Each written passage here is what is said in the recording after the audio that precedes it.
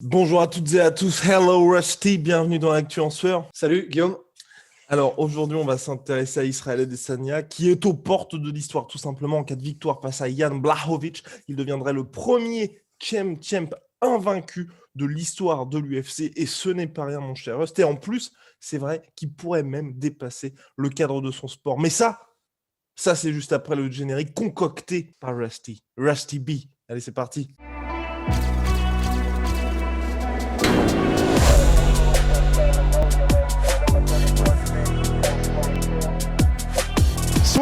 Alors, mon cher Rust, Israël Adesanya, UFC 259, main event d'une carte absolument monstrueuse, extrêmement chargée, 3 title fights, une carte principale, donc 5 combats immanquables tout simplement. Pour vous dire, Dominick Cruz se retrouve en prélim, c'est dire cette carte. Mais pourtant, déjà, on va commencer avec ça parce que c'est quand même un actu en sueur, c'était pas un podcast, mon cher Rust. On a l'impression, et ça s'est confirmé lors de la conférence de presse, que tout le monde s'en fout ou que tout le monde se fait chier par rapport à cet événement. Non, c'est un peu violent, hein, mais Ouais. très bizarre, très bizarre. En fait, déjà c'est vrai qu'on n'a pas une impression de traction, quelle que soit la métrique qu'on utilise, que ce soit les commentaires, que ce soit les chiffres, on n'a pas une impression d'énorme traction en fait. Et, c'est un peu confirmé, mais en fait je pense que c'est un peu qui de la poule ou de l'œuf, c'est-à-dire que c'est l'un et l'autre qui se nourrissent, mais c'est aussi parce que c'est vrai que c'est pas divertissant en fait. Alors évidemment, de toute façon on le répète à chaque fois, donc on va pas le redire une nouvelle fois, tu vois, mais c'est du sport business aussi. Il faut que ce soit un C'est quoi divertissement. exactement? C'est du sport business. Mais c'est vrai que et cette conférence de presse, c'est un peu l'exemple en fait. C'est-à-dire que il y On a aurait alors pu ce qui avec est Aljamain Sterling et Piotr Yan avoir quelque chose d'un petit peu tasty. Malheureusement, il y avait le côté traducteur qui faisait qu'à chaque fois que ça venait ouais. décoller, ça redescendait aussitôt. Ouais, c'est ça qui est un peu dommage, c'est que du coup, c'est les seuls qui ont voulu donner un peu de saveur à cette conférence de presse. Le problème, c'est qu'en fait, comme tu dois passer par un traducteur, c'est un peu comme si toi et moi, on avait une dispute et avant de se balancer l'un et l'autre les arguments, on attendait 4 secondes en fait. Au bout d'un moment, ça finit par être chiant, tu vois. Donc là, c'est un peu pareil. Donc ils avaient envie de faire quelque chose et sauf que Petr Yan ne parle pas anglais, il a de la répartie hein, et honnêtement, il est stylé et ses punchlines sont stylés. Alors du face-à-face, c'était pas mal, hein. Parce que là, il a parlé Ouais. anglais. Là, il a parlé anglais. Mais oui, c'est ça. Et puis non, mais on se souvient, il avait eu un bif à un moment donné, vite fait, où il avait échangé quelques punchlines avec Cody Garbrandt. Non, il est chaud, Petrian. C'est juste dommage qu'il parle pas anglais. Alors, Ouais. c'est vrai que voilà, c'est comment dire, il est russe et c'est son langage naturel et rien ne le force. Il y a aucune raison, comment dire, pour qu'il apprenne l'anglais, etc. C'est pas sa Sinon, langue. au niveau du marketing, Et c'est bon. voilà. Sinon, au niveau du marketing, quoi qu'on en dise, c'est hyper important si tu veux vendre, si tu veux que ta carrière décolle plus vite, si tu veux être plus médiatisé. C'est comme ça, en fait. C'est pas bon, c'est pas mauvais, c'est juste si tu veux décoller, il faut parler anglais. Et bien d'ailleurs, on se souvient d'une Et vidéo de Khabib Nurmagomedov qui va voir Zabit et qui lui dit bon toi mon coco, par contre là faut se mettre à l'anglais sérieusement, sinon tu vas jamais décoller. ouais, et ça, honnêtement, ça montre l'intelligence de Khabib, probablement poussé par Abdulmanap, qui lui a dit, même si Abdulmanap, lui, ne parlait pas anglais, qui a dû lui dire, il faut que tu parles anglais. Enfin, c'est vraiment, c'est du bon sens, c'est ultra smart, mais il faut le faire. Et pour exactement des moments comme ça. Et c'est vrai que, par exemple, Jan Blachowicz, lui, heureusement, il a appris l'anglais, ce qui le rend honnêtement, maintenant, c'est en train de devenir un de mes combattants que j'adore vraiment regarder quand il est en interview ou en conférence de presse. Du coup, là, peut-être pas, parce qu'en fait, il y a un côté il faut être là, faut dire les réponses qu'on a déjà dit 40 000 fois, et bon, et c'est Ouais. bientôt le combat, en fait. Donc, il y a vraiment un côté, allez, finissons-en un petit peu. Mais sinon, Yann Blachowicz, le fait qu'il parle anglais, qu'il puisse parler de sa corde de pendu, etc., et en plus qu'il ait tu sais, les combattants étrangers qui parlent anglais, ils commencent à avoir des petits tocs dans un langage qui ne maîtrisent pas. Par exemple, Cyril Gann, c'est You understand? Et en gros, il le dit tout le temps, ça n'a aucun sens, mais du coup, ça devient un petit peu cette espèce de gimmick en fait. Et Blachowicz, c'est pareil, il a un accent qui est du coup très spécifique, mais il a aussi des tournures de phrases. Enfin, la, ton amour du personnage grandit forcément en fait quand tu es capable de comprendre directement ce qu'il dit. Donc, you got it. Et donc voilà. Et donc c'est vrai que c'est ce qui fait pour retomber sur nos pattes que effectivement, pour la conférence de presse pour Petr Yan, alors qu'il voulait échanger avec Aljamain Sterling, bah, c'est un peu tombé à plat. C'est-à-dire que tu n'as pas le temps de t'enjailler, en fait. Ben oui. Tu n'as pas le temps de créer une dynamique. Et Et puis pour pour le le reste, reste, trop de respect. Enfin, j'ai alors, pas envie de dire trop de respect. Question aussi un petit peu flinguée. Enfin, on a vraiment eu l'impression que tout le monde était en mode qu'est-ce qu'on fait là où on est obligé ouais, d'être là ce jeudi pour la conférence de presse, alors que on a soit d'autres choses à faire ou soit ça nous ouais. intéresse pas tellement. Et en plus, Rust a fait une remarque très très très pertinente par SMS juste avant cette émission, c'est qu'effectivement il y avait aussi d'autres grosses actualités en même temps. Ouais, bah c'est ça, c'est vrai que. Et puis en plus, des actualités qui te remontent pas forcément le moral, quoi. C'est-à-dire que pendant la conférence de presse, bah, on a parlé, enfin, Dana White a évoqué Khamzat et le fait qu'en gros, le gars est tellement un putain de guerrier qu'en fait, il est incontrôlable. C'est-à-dire que il est censé être en réhabilitation, il est censé, en gros, se tenir tranquille pour essayer de laisser son corps se reposer et comment dire, et que les soins soient vraiment efficaces qu'on lui donne. Et le problème, c'est que le mec ne peut pas s'empêcher de s'entraîner comme un démon. Et le problème, c'est que du coup, l'un et l'autre ne peuvent pas marcher. Et du coup, Dana White est en mode, bah, du coup, je sais pas en fait ce qui va se passer avec Ramzat, parce que le mec est incontrôlable. Et donc, c'était ça, l'autre news. Et puis les deux autres, c'était Alistair Overeem versus Dos Santos. Mais du coup, même si ça s'est très bien passé et que et Overeem et Dos Santos ont mis des super messages, donc ça veut dire que vraiment enfin, c'est pas une négociation, mais l'UFC a dû quand même prendre soin d'eux dans leur Ok. départ, mais c'est quand même de mauvaises nouvelles. Donc en fait, il y avait tout ça, c'est-à-dire que des nouvelles pas très très ouf, mais quand même assez importantes. Aucune interaction entre les fighters, c'est-à-dire que Adesanya Blachowicz, Nunez, Anderson, en fait, ils parlaient, mais du coup, ils répondaient à des questions. Il n'y avait aucune interaction dynamique entre les gens, etc. Alors pourtant, au début de la conférence, j'étais content parce que c'était enfin, tu vois, le retour des conférences de presse où tu Mais oui, as plusieurs combats. Enfin, ça faisait vraiment plaisir, tu vois, un petit pré-Covid. Mais c'est vrai que par c'est contre, il n'y avait pas trop d'intensité, comme tu l'as dit. Et oui, et très bizarre aussi la réponse de Dana White, j'adore quand on lui pose la question. Alors, les départs de Junior Dos Santos à Alistair Overeem n'a jamais refusé un combat. Junior Dos Santos, vous ne pouvez pas faire de gars plus sympa, mais bon, ça arrive tous les jours. Ok, c'est pas trop bizarre, trop bizarre. Enfin, ouais, ouais, mais c'est ça. Il y avait un espèce de, pour ceux qui matent un peu de rugby, la Coupe du Monde arrive bientôt, il me semble. C'est le faux ouais. rythme. Je sais pas, il y avait un faux rythme, si Oui, cher à Mathieu ouais. Lartaud. Très bizarre, vraiment très très étrange. Et c'est Ouais. vrai que bah Et du tu aimes coup, Dana et White chaque fois qu'un mec pose une question qui t'en mode, bon, c'est la dernière question, ouais. Ah, non, bon, allez. ouais c'est ça. Il y avait tout un truc qui faisait que je sais pas, bah, personne n'était dedans en fait. Ce Et qui est c'est vrai que quand tu, surprenant, parce que mine de rien, le combat qui arrive ce week-end, mais c'est clairement, ça qui est fou. il y a l'histoire de ce sport-là qui est en train de se jouer, en tout cas une petite part de son histoire, parce que mine de rien, et puis Israël Adesanya qui a fait quand même 700 000 achats en pay-per-view lors de son combat contre Paulo Costa. Ouais, bah parce que, mais voilà, et ça rejoint ce qu'on disait, c'est-à-dire parce que aussi, dans le combat contre Paulo Costa, il y avait vraiment un énorme, il y avait une dispute, il y avait du mauvais sang, et c'est ça en fait. Quand tu dis qu'il y avait entre guillemets trop de respect dans cette conférence de presse, on dit pas que c'est une mauvaise chose du point de vue humain, du point de vue martial.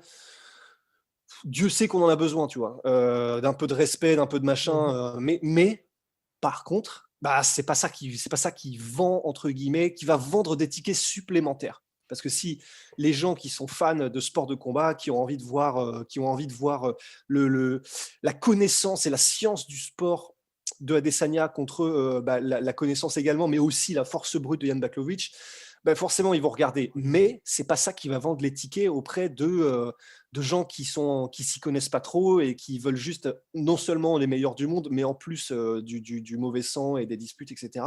Non, et Et puis c'est vrai que tu peux être en mode respect comme Aljamain Sterling et Petr Yan, et quand même, tu vois, apporter un petit peu le show. C'est ça aussi, c'est qu'au moins tu as un petit peu d'interaction, parce que les deux sont respectés. Il n'y a pas eu d'insultes, mais tu sens qu'ils sont quand même. Chacun est convaincu qu'il est le meilleur du monde dans sa catégorie. Chacun a une stratégie bien propre, et ils sont tous les deux, ok, on va voir samedi. On va voir samedi. ouais, c'est vrai, Donc, parce qu'il y a une intensité en fait. ouais. Et là, c'est vrai que non seulement il y a énormément de respect, mais il n'y a même pas d'intensité dans les échanges. Et puis, il n'y a pas ce côté. En fait, c'est comme si. Et ça s'est vu, c'est-à-dire que Adesanya, c'est vrai que ça faisait presque étrange d'ailleurs. Il respecte énormément Blachowicz. Et ça fait plaisir. Franchement, ça fait Ouais. plaisir.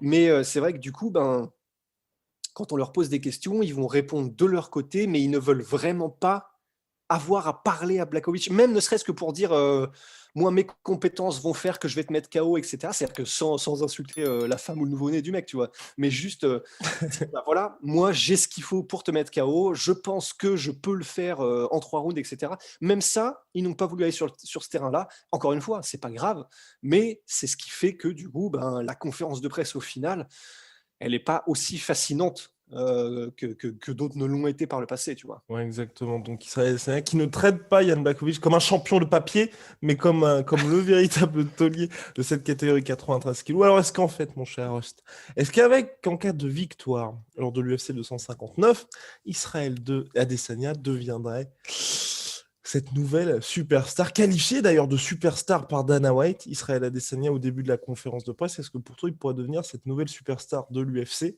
et quelque part rejoindre, toute proportion gardée bien évidemment, Khabib Nurmagomedov et Conor McGregor, sachant qu'on le rappelle, déjà Israël Adesanya est devenu le premier combattant de l'histoire du MMA à signer un deal avec Puma.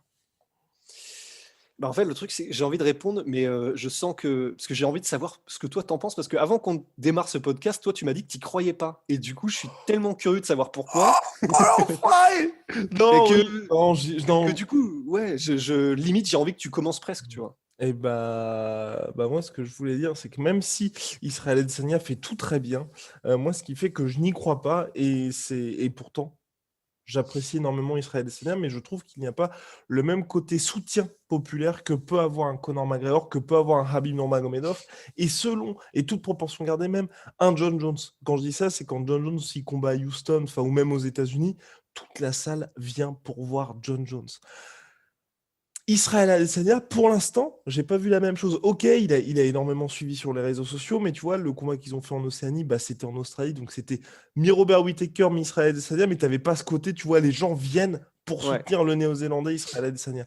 Et il y a aussi l'autre truc, après ça, bien évidemment, c'est un petit peu différent, mais il y a Israël Adesanya, il y a cet héritage néo-zélandais et cet héritage nigérian. Et pour l'instant, comme l'UFC, tu vois, n'a pas fait du UFC Afrique ou quelque chose comme ça, t'as pas vraiment ce côté où on peut se dire, oh putain, le mec, à la manière de Habib, tu vois, t'as quasiment tout un continent ou toute une communauté derrière toi. Et pour l'instant, moi, je vois pas ça non plus avec Israël Ouais. Adesanya. Et pour moi, au-delà des performances sportives, c'est indispensable d'avoir des gens qui sont derrière toi, pardon, des gens qui sont derrière toi et qui vont justement te pousser et qui vont faire finalement que tu vois, en cas de défaite, en cas de performance un peu moyenne ou de combat comme celui-là, les conférences de presse sont un peu pourries. Il n'y a pas vraiment d'énergie, mais on se dit, ah ouais, ok, dès que tu allumes les réseaux sociaux, tu vois que tu as une armée de mecs en commentaire qui sont en mode, ça y est, il arrive, c'est le style bender, et ce qui font passer un petit peu une étape supplémentaire. Et pour l'instant, malheureusement, pour Israël Adesanya, il coche toutes les cases, mais t'as pas ça.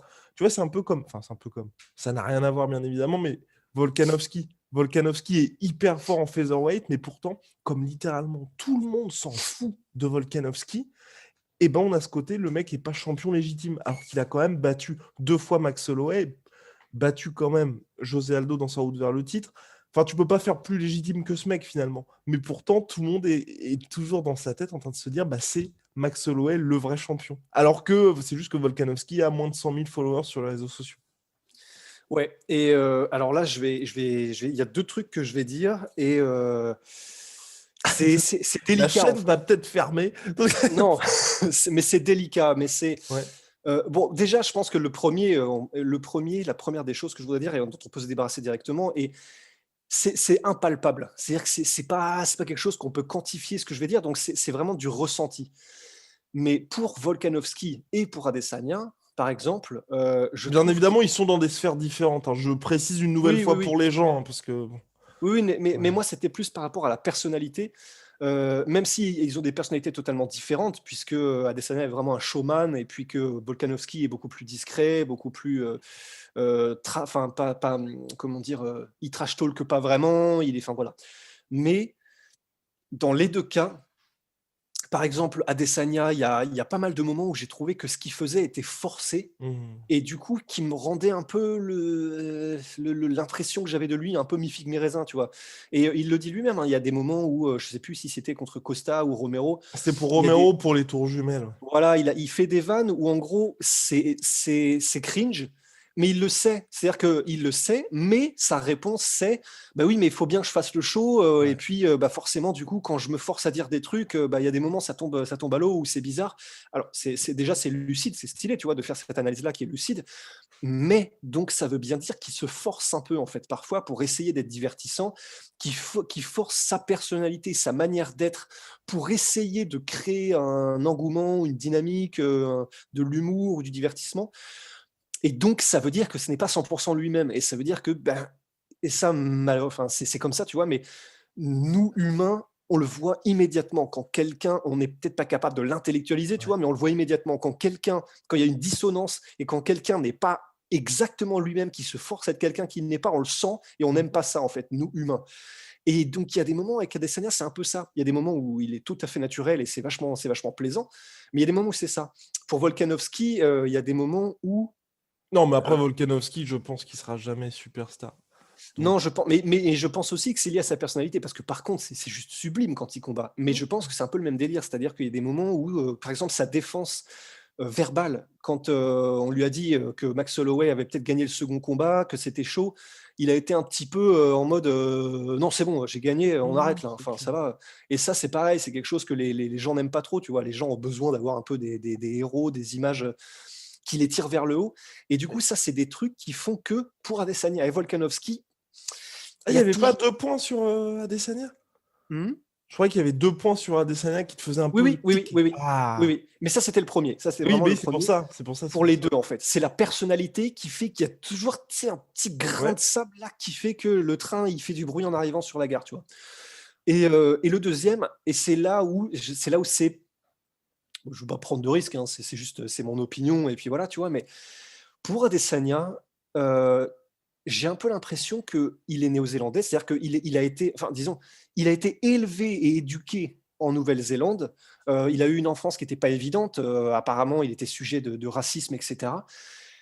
Mais le truc, c'est que là, il met en avant beaucoup le Nigeria, il met en avant son héritage africain, mais du coup, en fait, j'ai l'impression qu'on ne sait pas trop sur quel pied danser, en fait. Parce que j'ai pas Ah oui. l'impression que le Nigeria, qui est beaucoup de fans, enfin, évidemment, il y a beaucoup de fans nigérians qui le supportent, Ouais, bien etc., mais sûr. c'est pas quelque chose qui se voit beaucoup sur les réseaux sociaux, c'est pas Hum. quelque chose qui se ressent, en fait, beaucoup, même si c'est très probablement le cas.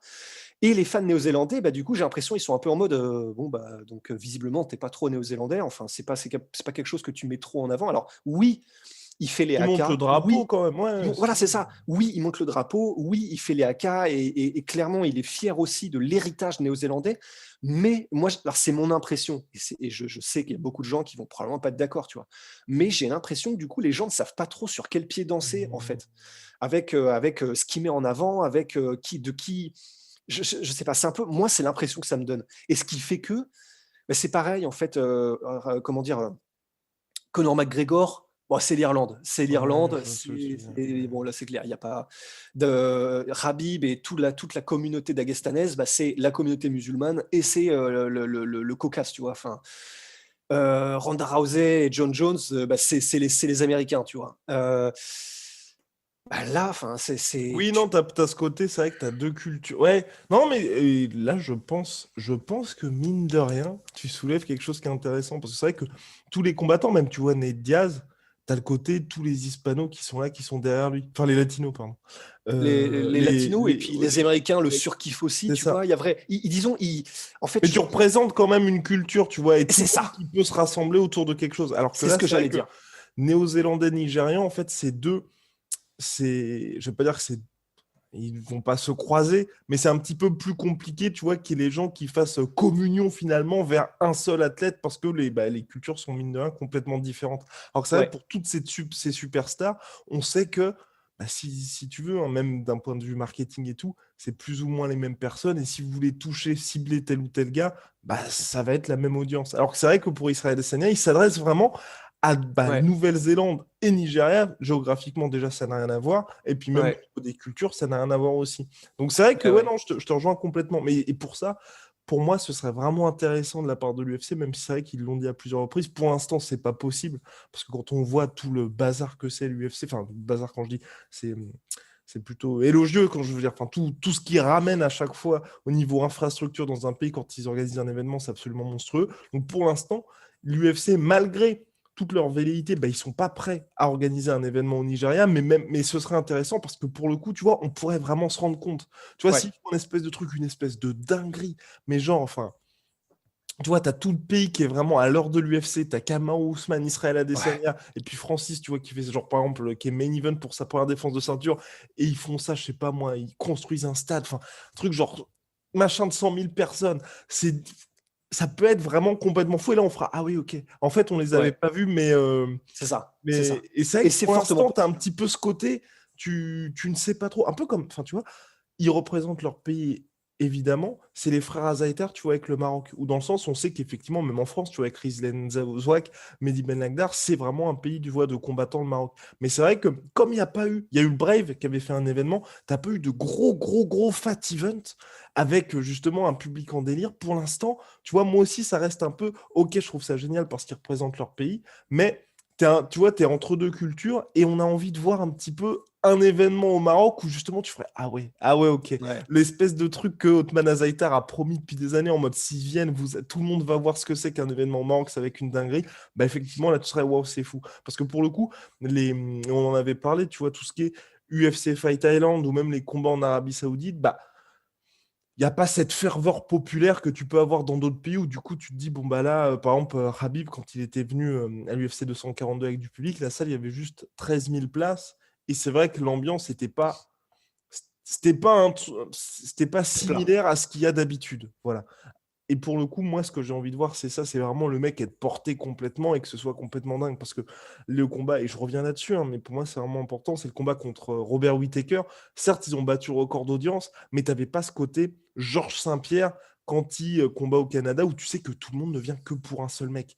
Ou le Ouais. côté Fabricio Verdum contre Stipe Miocic, où tu as eu Miocic qui était vraiment le climatiseur, où tu avais 39 000 personnes à Curitiba, Ouais. Brasil, qui étaient venues uniquement pour Fabricio Verdum. Et c'est pour ça que je te rejoins aussi. Mais d'un autre côté, ce qui peut être dingue, c'est si justement Israël Adesanya et que l'UFC, parce que là, à mon avis, il aura besoin du soutien de l'UFC, arrive à jouer sur les deux tableaux, tu vois. Ou au bout d'un moment, il atteint un statut qui fait qu'il est si énorme, et puis bien évidemment qu'il n'y ait plus le Covid, que tu vois, chaque année, il fasse 2 combats par an, un combat en Afrique, un combat Nouvelle-Zélande, Australie, tu vois, à la manière de Georges Saint-Pierre. Et du coup, là, l'UFC l'aide aussi à construire un peu son audience des deux côtés, tu vois, et que les gens, ils se disent, bah déjà, il vient souvent au Nigeria parce qu'il y est allé. Je crois que c'était juste après sa victoire contre Robert Whittaker. Mais tu vois qu'il y a vraiment un vrai lien entre les deux pays et que là, ça puisse être assez dingue. Parce que pareil, je pense que on va pas se mentir, un niveau logistique, pardon, niveau logistique, faire un Nigeria-Nouvelle-Zélande, bon, si tu restes surtout, tu vois, une semaine pour un seul combat, c'est aussi assez compliqué. Enfin, tu sais, c'est pas comme Conor McGregor où forcément Dublin et les mecs de Boston, c'est quand même assez simple, tu vois, de voyager entre les deux pays et ça prend Ouais. pas beaucoup de temps. Là, c'est limite un projet de vie, enfin, de se dire, bon, je vais me taper la motive pour taper 24 heures d'avion pour aller jusqu'en Nouvelle-Zélande et juste pour un combat, même si c'est un combat d'Israël Adesanya. Mais donc, ouais, je suis entièrement Ouais. d'accord, mon cher Ross, ça va être le très très gros challenge d'Israël Adesanya pour la suite, ça. Ouais, ouais, ouais. Et c'est pour ça que, bah, du coup, effectivement, maintenant qu'on a parlé de tout ça, ça a du sens que ce soit quelques obstacles, en tout cas, à Adesanya qui devient une superstar qui transcende le sport. Ce qui est sûr, c'est que c'est une superstar, ça, il y a aucun doute Mais là-dessus. s'il y arrive, par contre, Et c'est voilà. ça, s'il y arrive, oh là là. Par contre, Et t'imagines c'est d'être le symbole du MMA en Afrique? ah ouais, non, là, ce serait Non, fou, hein. ce serait monstrueux. Ce serait fou. Mais du coup, c'est vrai que c'est vraiment une question, en fait. Là, on est vraiment plus dans le culturel, et cetera, mais c'est vraiment une question. C'est-à-dire que, du coup, je me demande si je suis vraiment curieux, tu vois? Mais est-ce que, du coup, les Nigérians et les Africains porteront Adesanya comme leur idole, sachant que du coup, il a aussi une culture qui est totalement différente, à Oui, moitié, bien sûr. enfin la culture néo-zélandaise. Après, il est né C'est là-bas et je crois qu'il est arrivé à 6 ans, c'est ça, en Nouvelle-Zélande? ouais 6 ou 8 ans, un truc comme ça, je crois. Mais du coup, c'est vrai que voilà, est-ce qu'ils le porteront comme le tu sais l'enfant du pays qui Oui, revient et cetera? Enfin, mais vraiment ça va être intéressant. c'est ça. Je suis vraiment curieux de savoir comment est-ce qu'ils vont le considérer, parce qu'évidemment, ils seront fiers, parce que il est nigérian, il est né là-bas, etc. Évidemment, ils seront fiers de lui, mais je suis curieux de savoir comment est-ce qu'ils le voient, Mm. comment est-ce qu'ils le considèrent, si tout ça explose Ouais. comme ça peut exploser, Ah, quoi. bien évidemment, tu auras le côté un petit peu poster boy, comme à la manière d'Anthony Joshua, tu vois. Je crois que c'est aussi le Nigérian, Anthony Joshua, si je ne m'abuse, j'ai Il me peur de semble dire des aussi, ouais. bêtises. Mais tu vois, Ouais, donc il revient aussi au Nigeria, mais tu as quand même, tu vois, il est le fruit de la boxe anglaise, pardon, de l'Angleterre. Et pareil pour Israël Adesanya, tu vois, c'est le fruit des sports de combat, mais en Nouvelle-Zélande. Et moi, ouais, tu vois, le truc aussi que j'attends vraiment, et j'en parlais avec Fernand Lopez quand on avait fait une interview avec Christophe Midou aussi, c'est qu'aujourd'hui, on a les Francis Ngannou, on a les Israël Adesanya, on a les Kamaru Usman, mais je pense que tu vois, eux, ils vont en fait ouvrir la porte en fonction de ce qu'Israël Adesanya fait, ou Francis ou Kamaru Usman, tu vois, ça peut vraiment devenir des figures intouchables du sport. Mais je pense que celui qui va vraiment réussir à soit organiser un événement, enfin à faire que l'UFC se dise ok, on est obligé d'organiser un événement, ou alors de devenir vraiment l'idole de tout un pays, de tout un continent, c'est le mec qui aura fait tous ses entraînements là-bas. Et quelque part, bien ouais, évidemment, on en est encore très très loin, vraiment très très très très loin. Mais tu vois, quelqu'un comme Rug, qui bien évidemment fait ses camps aussi d'entraînement à New York, mais qui enfin, il vient de la lutte sénégalaise. À la base, le sport, il l'a découvert au Sénégal. Je pense que tu vois, tu auras ce côté quand même plus, il a fait toute sa carrière sportive chez nous, entre guillemets, et c'est ouais, par nos coachs, parce que nous, on a apporté qu'il a réussi à aller là-bas. ouais. Alors que c'est vrai que pour Francis, même si Francis, c'est vrai que toutes ses capacités physiques absolument dingues, c'est parce qu'il a fait au Cameroun, mais je veux dire, à la base, tout le sport, c'était avec Fernand Lopez au MMA Factory. Et je pense que ça fera aussi une grosse différence, parce que les gens, ils se diront, et c'est Max Holloway qui l'a dit dans le podcast de Joe Rogan, c'est un peu différent, mais c'est avec Hawaï. C'est dans le sens où il a dit, pour moi, c'était très important de revenir à Hawaï et d'habiter à Hawaï pour montrer aux gens, non, vous n'avez pas à quitter l'île pour justement être bon en sport. Vous pouvez réussir à être au plus haut niveau en étant à Hawaï, et comme ça aux gens, ça leur ajoute un sentiment de fierté, et ça leur évite de se dévaloriser, de se dire, pour réussir, on est obligé de partir. Et Max Holloway, il a réussi, il a dit, j'ai réussi à faire ça, et c'est aussi pour ça que les gens aujourd'hui, je pense, m'apprécient. C'est parce que j'ai pu mettre Hawaï sur la map et dire vous n'avez pas à quitter Hawaï pour réussir à être très très bon en MMA. Et je pense que le mec qui arrivera à faire ça, ou même si, je pense que ça peut être compliqué, mais tu vois, enfin, mais surtout aucun intérêt parce que ça se passe très bien avec City Kickboxing. Mais tu vois, si Israël Adesanya se met à se dire je vais faire mes camps d'entraînement au Nigeria, tu vois. Enfin, moi, Ouais. en soi quelque chose qui fait que les gens se disent ok, aujourd'hui, enfin tu vois, tu as aussi un héritage, comme tu dis, on parlait de la culture, mais tu vois, un héritage culturel pour laisser une trace et dire quelque part, il y a eu un avant-après, parce qu'aujourd'hui, tu vois, Francis Ngannou avec sa fondation, où tu arrives à emmener des élèves avec toi et que toi, tu te mettes à faire tes entraînements et que les gens se disent ah oui, ok, en fait, le mec, il est parti des États-Unis ou de City Kickboxing, où c'est le meilleur camp possible pour lui, pour aller dans un autre endroit et il continue d'enchaîner les victoires. Pour moi, ça aussi, c'est ce qui fera toute la différence. Ah, complètement, je suis à 100 d'accord et je peux rien rajouter tellement, je suis d'accord. Oh, les gars, vous n'êtes jamais d'accord. C'est Bah vraiment ce qui ouais, manque dans le podcast. on voudrait bien, hein, on voudrait bien. Bon, voilà, je pense qu'on a fait le tour sur Israël Adesanya. Donc, en tout cas, finalement, ce qu'on dit, c'est que pour l'instant, en l'état actuel, pour moi, ce n'est pas possible. Mais c'est vrai que sportivement, en tout cas, il a vraiment les clés. Mais quand on dit les clés, je pense que jamais personne n'a eu les clés comme lui pour devenir le Michael Jordan du sport. Parce que là, il peut potentiellement devenir Chem avec cette possibilité toujours de combattre John Jones dans le futur. Aussi et surtout, il garde quand même cette opportunité, cette possibilité de monter en heavyweight si John Jones venait à être champion pour l'affronter et pourquoi pas devenir Chem. Et Ouais, ça, non, vraiment pour moi, tout se jouera ensuite pour le côté culturel. Et le côté culturel, mine de rien, déjà le fait qu'il ait signé le deal avec Puma, et j'en parlais à Rust, quand vous regardez la pub Puma, Rust n'est pas trop fan. Moi, quelque part, je pense que ça fait un peu mmh, oh, les gars sont juste sur le parking. Mais mais je rejoins Rust là-dessus. Mais moi, ce qui m'impressionne avec cette pub Puma, c'est qu'à aucun moment on voit Israël Adesanya en tenue de combattant ou je veux dire, les gens voient cette pub-là, ils peuvent se dire juste, Puma, ils ont pris un mannequin qui porte leurs fringues. À aucun moment, ils font allusion au fait que le gars soit sportif. Et ça, pour moi, c'est hyper important parce que c'est-à-dire que dans la tête de Puma, ils se disent, on n'a pas besoin de rappeler qui est Israël Adesanya ou de ouais, dire Israël Adesanya champion UFC ou truc comme ça parce que les gens le savent. Et c'est suffisamment une star pour que les gens aient ça à l'esprit. Donc déjà, pour moi, ça, c'est ouf. Voilà, ça se jouera dans la partie culturelle. Pour l'instant, c'est pas fait parce que ce sont d'énormes challenges, mais s'il réussit à débloquer ça, alors là, là c'est mmh. terminé. Mais vraiment terminé. Ouais. Ah oui, non, c'est sûr. C'est vraiment c'est le dernier obstacle. Colossal. Mais qui est colossal parce que je ne vois même pas comment c'est possible en fait. Ouais. Tellement, ce sont 2 cultures tellement différentes que les Néo-Zélandais vont être en mode, bah, À qu'est-ce voir, non, qu'on mais fait je te dis, ça dépend de l'UFC. Si l'UFC lui permet de faire des events régulièrement chez lui, tu vois, je reprends un peu l'exemple, tu vois, il n'y avait pas ce côté-là, mais tu vois, Georges Saint-Pierre ou Conor McGregor, dans le sens où, tu vois, ce sont deux gars qui combattent régulièrement aux États-Unis, mais l'UFC leur fait un peu des cadeaux pour que leur culture locale, le pays d'où ils viennent se sentent concernés. Par exemple, Georges Saint-Pierre, il combattait régulièrement au Center Bell, qui fait que les Canadiens, ils sont bah ok, c'est JSP, il y a le marché américain, mais quand même, il revient toujours à la maison. Conor McGregor, le moment où c'est devenu une superstar, il y a eu enfin, superstar. Il y a eu l'événement, le main event à Dublin, puis le main event à Boston. Et Conor McGregor, t'as vu, mine de rien, il peut toujours s'entraîner tranquillement en Irlande. Et les obligations médiatiques, c'est que lors des Fight Week. Il ne se tape pas des allers-retours énormes comme beaucoup d'autres combattants peuvent faire. Par exemple, Israël Adesanya ou Max Holloway, qui eux font beaucoup plus d'allers-retours. Donc tu vois, je me dis, l'UFC peut quand même réussir à permettre à Adesanya de passer cette barrière-là. Tout dépend en fait de l'UFC. S'ils se disent, bon, bah, en l'état actuel, le mec cartonne sur le marché américain, il tape des 700 000 pay-per-view et on n'a pas intérêt. C'est pour ça que ce sera très intéressant de voir les chiffres du 229, Ouais. de 259. Oui, oui, c'est vrai, parce que c'est vrai que là, c'est une carte certes, il y a beaucoup de combats, ultra intéressants, mais c'est pas nécessairement pour ça que ça va cartonner parce que Ouais. Amanda Nunes, c'est pas forcément, une bombe au niveau, des pay-per-view. Pareil pour Petr Yan et Aljamain Sterling et Adesanya, à part son combat contre Costa, il avait du succès, mais c'était pas non C'est plus un ça. succès de dingue. Moi, je Donc reprends le 245, tu vois. Pour moi, c'est l'équivalent du 245, tu sais, où il y avait eu Kamaru Usman contre Colby. Je ouais, crois qu'il y avait Amanda Nunes en co-main. T'avais 3 combats pour le titre. Et Max Holloway, Volkanovski 1. Et t'avais aussi Yann contre. al Non, pas, j'allais dire Aldo, non, non. Il y avait José Aldo qui combattait contre Marlon oui, Moraes. Et t'avais Yann contre Uriah Faber.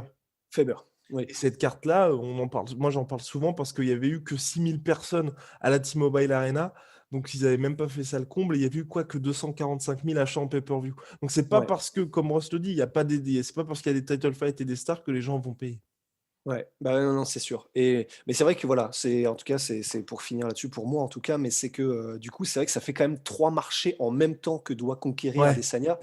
Le marché, océanien, le marché africain et le marché américain. C'est des cultures différentes, c'est des manières de voir le business différentes. C'est chaud, tu vois? S'il y arrive, c'est un des trucs les plus fous qu'on aura jamais vu dans l'histoire du MMA. Mais monstrueux quand même, l'obstacle. monstrueux, un challenge énorme. Mais bon, Israël Adesanya nous a habitués à déplacer des montagnes. Et dernier point, et pas des moindres, et c'est pour ça qu'on insiste sur le côté marché américain, c'est parce que même si Israël Adesanya, à la manière de Habib, et devient par exemple le mec numéro 1 en Afrique, comme Habib l'est avec la Russie, ce ne sont pas pour l'instant, hein, jusqu'à preuve du contraire, des continents ou des communautés qui achètent le pay-per-view à 70 $. Et ça, c'est vraiment la clé pour l'UFC. C'est qui va acheter ce pay-per-view à 70 $. Parce que c'est ce qui fait que Conor McGregor a le droit à tous ses passe-droits. Voilà. Ouais, Mon absolument. cher Rust, j'ai pris beaucoup de plaisir avec ce petit Actu en sueur qui était finalement, on est allé un peu, on a Un peu voyagé. partout? On a Ouais. voyagé, j'espère qu'on vous a apporté un petit peu de soleil, un petit peu de chaleur avec, avec cet épisode d'Actu en sueur. Big shout out à My Sweet Protein. Il y a des promotions supplémentaires grâce au code la sueur, mon cher Rust.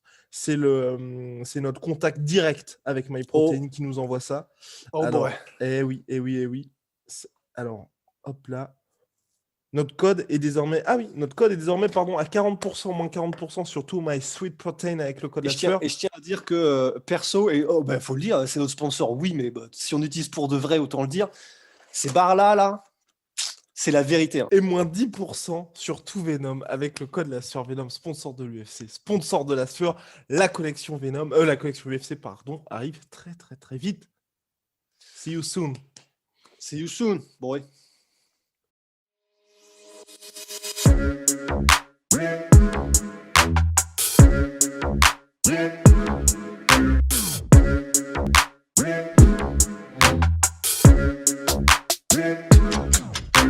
I'm fucking coming for you!